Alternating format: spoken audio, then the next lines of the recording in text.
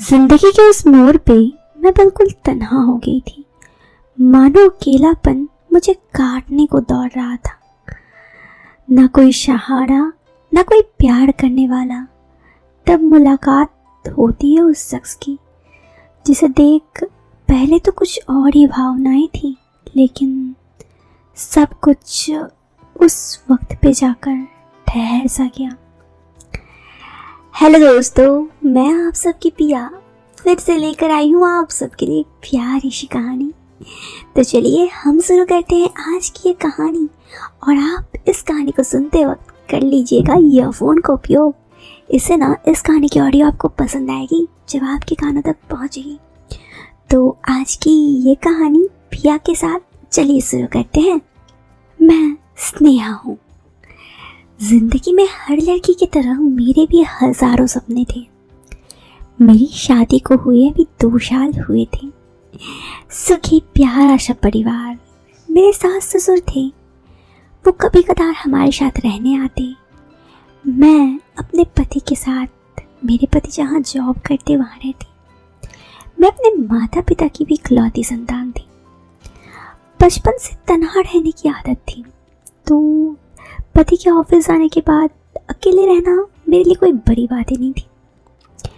मैं अपने माता पिता के ऑफिस चले जाने के बाद घर पे भी अकेले होती, जिस दिन कॉलेज स्कूल नहीं होता। जी हाँ, माता पिता मेरे दोनों जॉब करते थे। जब मैं 23 साल की हुई तो मेरे पिता ने रोहन नाम की बहुत ही अच्छे लड़के से मेरी शादी कर दी। मेरी अरेंज मैरिज शादी तो थी, लेकिन मेरे ऊपर किसी तरह का जोर ज़बरदस्ती नहीं था। घर वालों की रजामंदी और मेरी मर्जी से रोहन के साथ मेरी शादी हुई थी। रोहन जैसे इंसान से शादी करने के लिए मना कौन करे भला। नाम तो रोहन प्यारा सा, वैसे दिखने में भी काफ़ी आकर्षक था। मैं भी देखने में अच्छी थी।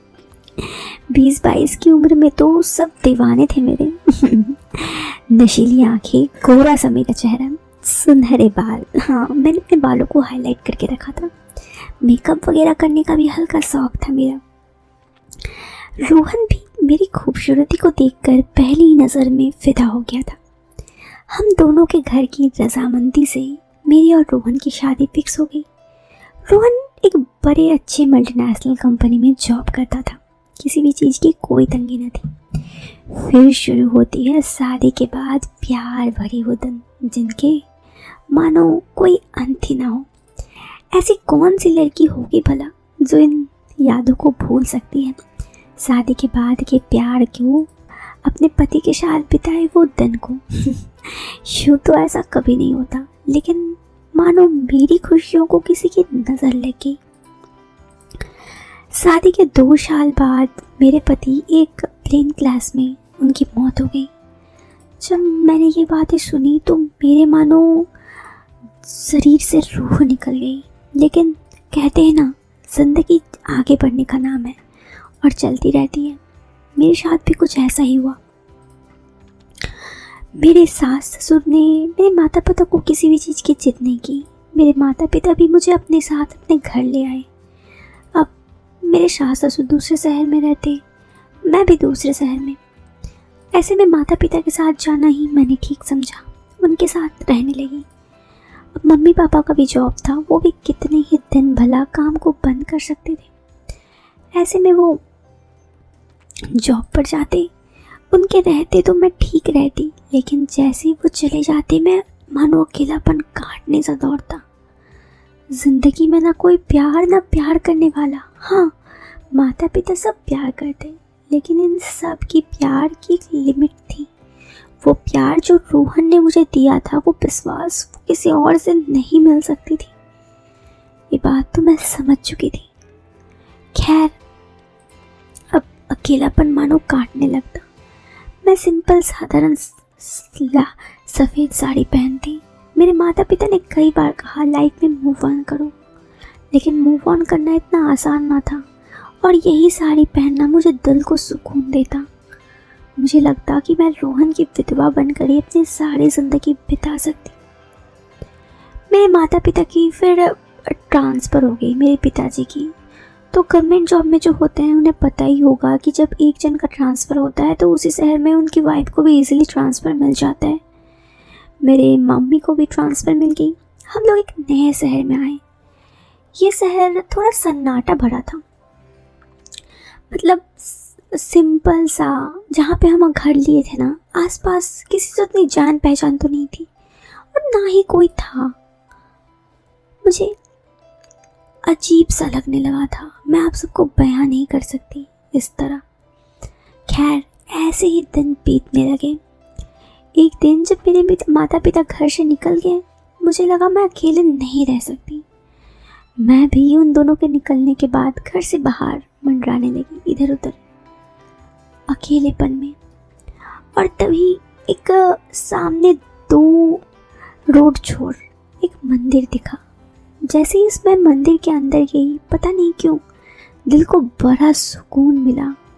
ऐसा कि मानो जितना भी हलचल था सब शांत हो गया। कुछ देर मैं वहाँ बैठी।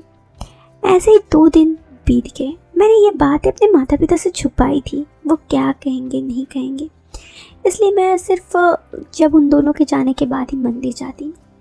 4थे या 5वें दिन मेरी मुलाकात होती है सत्येंद्र जी से। वो देख के मुझे कहते हैं, बालिके इतनी चंचल मन क्यों है, यहाँ के शांति ढूंढ रही हूँ। मैं उनकी तरफ देखने लगी। ये सब तो मेरे बारे में उन्होंने कैसे कह दिया। मैंने कहा, आप कौन?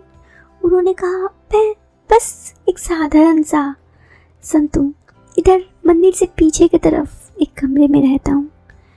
मैंने उन्हें रोते रोते अपनी ज़िंदगी की सारी बातें कह दी। मैं कहने लगी, मेरा मन बहुत चंचल है।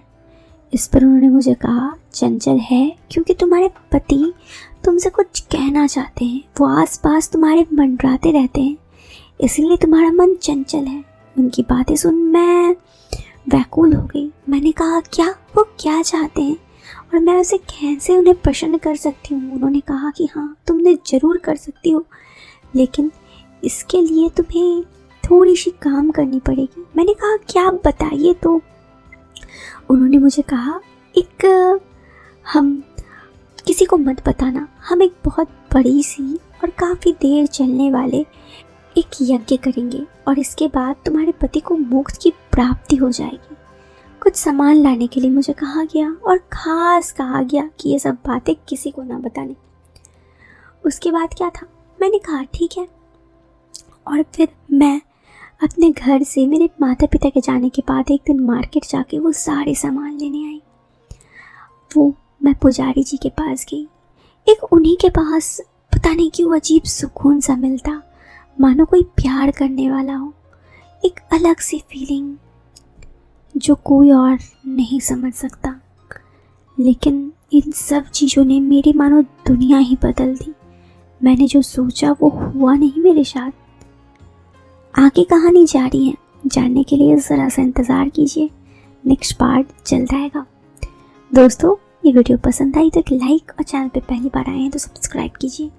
मिलते हैं फिर एक नए वीडियो में एक नया इंटरेस्टिंग टॉपिक के साथ। तब तक के लिए बाय बाय, टेक केयर।